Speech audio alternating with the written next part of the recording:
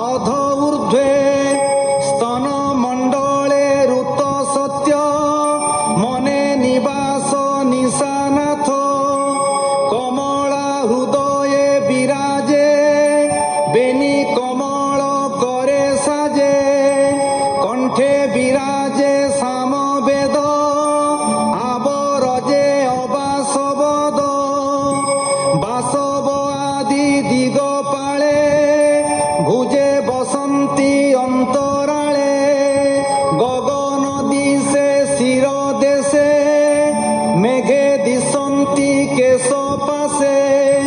নাসিকা মধ্যে হই শ্বাস বহে পবন অণচাষ বেনি লোচনে রবি দিশে